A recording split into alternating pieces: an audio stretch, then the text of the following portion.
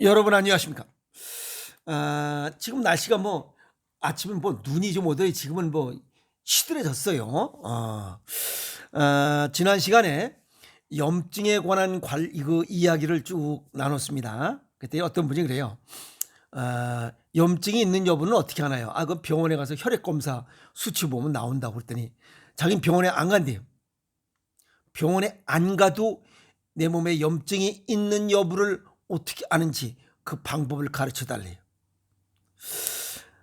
우선 이 건강 관리를 하는데 두 가지 형태로 하시는 분들이 있어요. 하나는 그냥 외형에 피부 관리 찍어 바르고 이게 아주 찍어 바르는데 외형 쪽으로 관리에 집중하시는 분이 있고, 저 같은 경우는 외부 지저분해도 상관없습니다. 그냥 속 안에만 튼튼하면 돼요.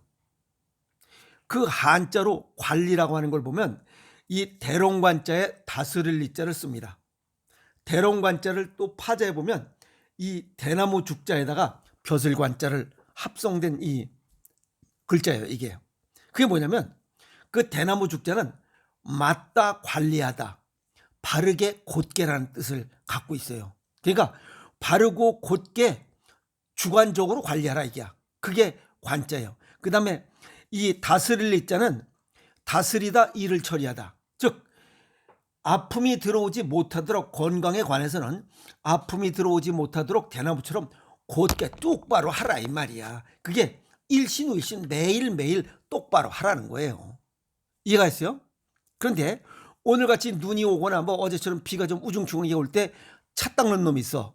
그건 관리를 제대로 못하는 놈이지. 에? 그렇게 되면 안 된다, 이 말이요. 그리고 이 건강 관련 내면을 것을 좀 관리를 해야 되는데 그냥 겉에다 찍어 바르고 보톡스 맞고 이거 백날 해봐야 안 돼요. 아시겠습니까? 그래서 내면의 관리는 어떻게 하느냐? 그 오장육부의 조화 균형을 맞출 수 있도록 하라. 그게 최고입니다. 그것은 오로지 음식밖에 안 돼요. 또 운동은 조금의 효과는 있겠지만 오로지 내면 관리는 음식밖에 안 된다는 거예요. 그건 체질과 건강 정도에 맞게 자연식으로 밖에 할 수가 없어요. 그래서 음식이 소중하다는 겁니다. 어제 지난 시간에 염증에 관한 이야기 했어요.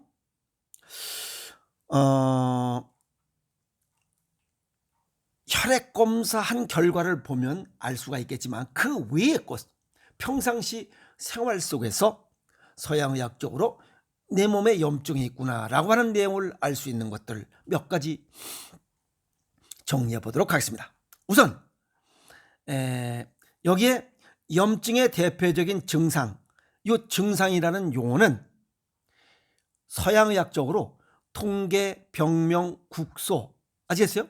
국소, 병명, 통계, 증상, 이렇게 4개 외형적인 것으로 이렇게 나타내는 용어, 이건 서양의학적인 표현입니다. 서양의학적으로 염증이 있을 때 나타나는 대표적인 증상들 어떤 게 있느냐, 이렇게 용어를 쓸 때는 이건 서양의학적인 표현입니다. 우선 근력 저하, 특별한 문제가 있는 것도 아닌데 근육의 힘이 빠지는 거예요.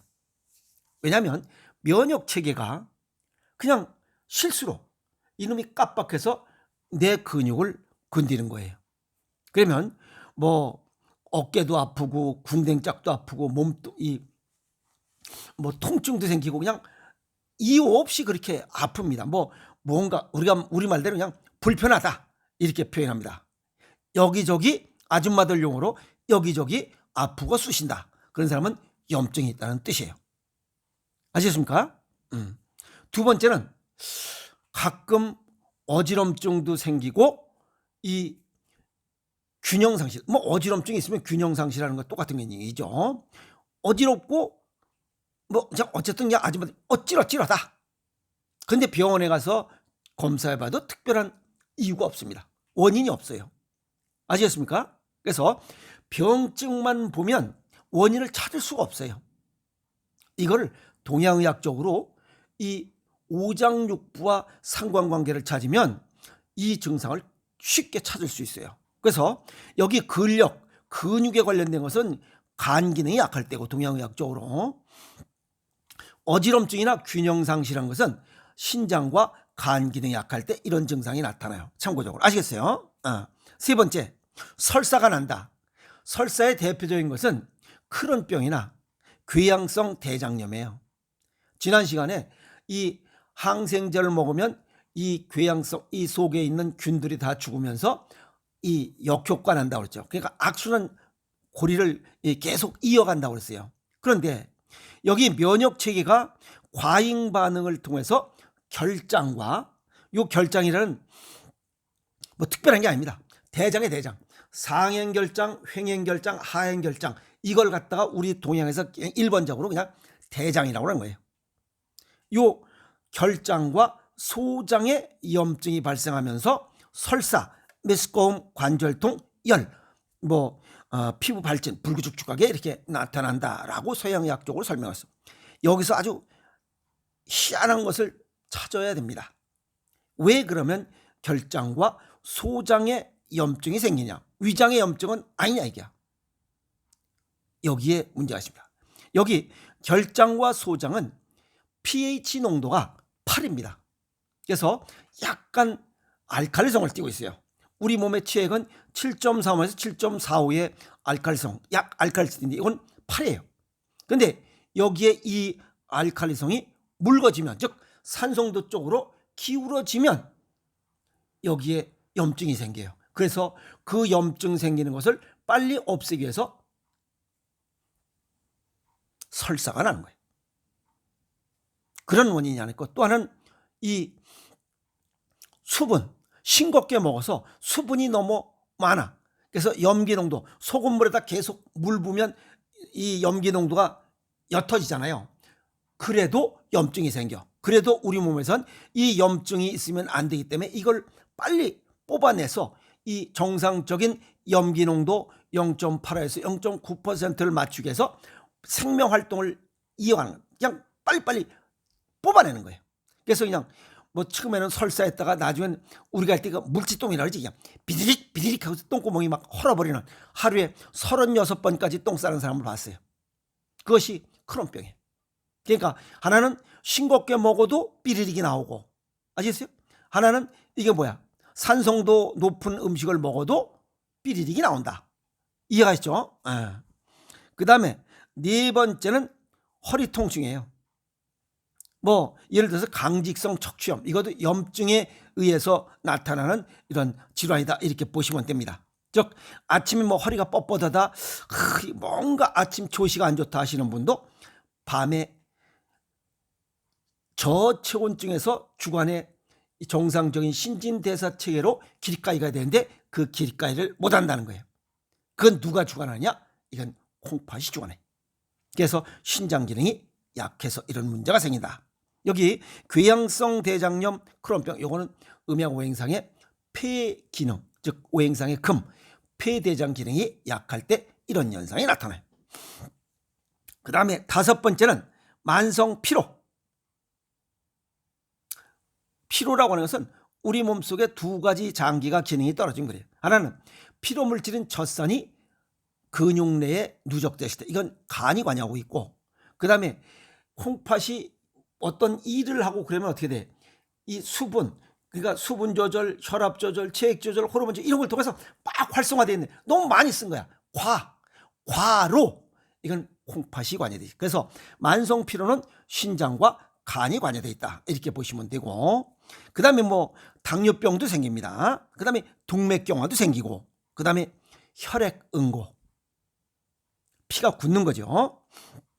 그래서 과도하게 응고되는 과응고 상태가 유발된다.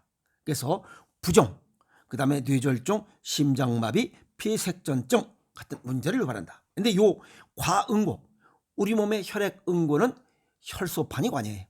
근데 이게 정상적으로 혈액의 점도를 갖기, 적당한 점도를 갖도록 혈소판이 이걸 관여하는데, 이게 너무 많이, 그걸 연전 현상이라 하죠. 그냥 앵겨 붙는 겁니다. 그러면 혈압도 생기고 당뇨도 생겨요. 이런 것들 누가 관여하냐? 콩팥이 관여해. 또 하나는 심장이 관여해. 아시겠어요? 그래서 우선 두 가지 현상을 가지고 있고, 그 다음에 기억력, 이 뇌기능, 사고력, 이런 것이 알츠하이머, 치매 이런 것도 전부 다 이 염증 시작으로부터 생기는 이런 증상이다. 이 뇌 기능, 기억력과 건망증 이런 것들은 전부 다 콩팥이 관여합니다. 그 다음에 안구건조증, 눈은 간이 관여해요. 여기 눈물샘과 이것뿐만 아니라 이 침샘, 이 눈물샘, 침샘 이건 전부 다 콩팥이 관여해요. 눈 자체는 간이 관여하지만 요 눈물샘, 여기 세곳 이하선, 악하선, 설하선 이 침샘은 콩팥이 관여해요. 그래서 신장과 간이 관여되는 이런 현상에서 나타나는 게 안구건조증. 아시겠어요? 그래서 동양의학적 소견을 정리하면 염증이라는 것은 콩팥이 관여해요. 콩팥 기능이 약하면 염증이 생겨. 그러면 우리가 설사를 삐릭삐릭하는 이 크론병이나 궤양성 대장염 이런 것들은 전부 다 짜게 먹지 않아서 생기는 그러한 병이고, 또 하나는 콩팥 기능을 약하게 만드는 원인이 뭐예요? 그게 인조 단맛이에요. 여기 지금 수없이 얘기하는 게 전부 다 신장과 간이 관여되어 있어요. 염증에 관련된 오장육부 상관관계에 있는 장기를 동양의학적으로 설명하면, 그죠? 그래서 인조 단맛을 먹으면 동양의학적으로 이 목국 토를 못해요. 토국수가 강해서 인조 단맛을 먹으면 세 개가 동시에 망가져요. 하나는 간도 망가지지만 비위장도 망가지고 여기 신장방광도 망가져. 이 세 개가 망가지면 지금 여기 얘기했던 이러한 염증이 생겼을 때 나타나는 증상이 전부 다 해당이 되는 거예요. 그래서 인조 단맛을 줄여야 염증을 줄일 수 있다. 이렇게 얘기할 수 있어요. 얘기가 그렇지 않습니까? 자, 그래서 신장 기능이 보강돼야 염증을 줄일 수 있다. 그래서 염기 부족이 주원인이고 단맛, 인조 단맛을 과식하는 것이 염증 발생의 주원인이다 라고 이렇게 정리할 수가 있습니다. 이해갔죠? 여기에 궤양성 대장염이라고 하는데, 요 궤양이라고 하는 걸 한자로 또 풀어보면 무너질 꾀자에 헐양자를 쓰고 있어요. 무너질 꾀자는 삼수변에 귀할 귀자야. 귀한 것이 수분이 너무 많으면 썩는다는 거, 헐른다는 거예요. 망가진다는 거예요. 기가 막힌 한자 표현이에요. 그래서 물이 묻어서 허물어지거나 문드러진다. 이 얘기입니다. 그러니까 수분이 너무 많은 거야. 싱겁게 너무 많이 먹어도 망가지는 게 궤양이에요. 그러면 짜게 먹어야 되지 않나요? 그 다음에 여기 헐양자, 요거 보면 병들어 기댈 역자에다가 여기 볕 양자를 씁니다. 이건 양이에요. 양이 병들어서 누웠어. 그럼 음이잖아요. 음이라는 건 뭐야? 춥고 차갑고 혈액순환이 안 되고 이런 것들 아니야. 그러니까 물이 너무 묻어서 문드러지고 거기에 또 음이 더해서 그럼 얼어버리는 거 아니야. 그러니까 항상 축축한 상태로 이게 뭔가 돼 있는 거, 이게 궤양이야. 그러면 이 궤양은 소금 바르면 딱 됩니다. 아시겠어요? 그럼 소금 바르는 거, 겉에 것은 소금 바르지만 속 안에 건 소금 바를 수가 없잖아. 그건 짭짤하게 먹으라는 거예요. 그래서 이 염증에 관련된 것은 짭짤하게 먹지 않고는 어떤 염증도 못 고친다. 아시겠어요? 그래서 짭짤한 식습관이 염증을 잡는다. 인조 단맛을 줄여라. 그래서 자연 치유력을 방해하는 것이 이 싱겁게 먹는 것이고, 하나는 인조 단맛을 먹는 거. 이것이 자연 치유력, 자연 요능이지.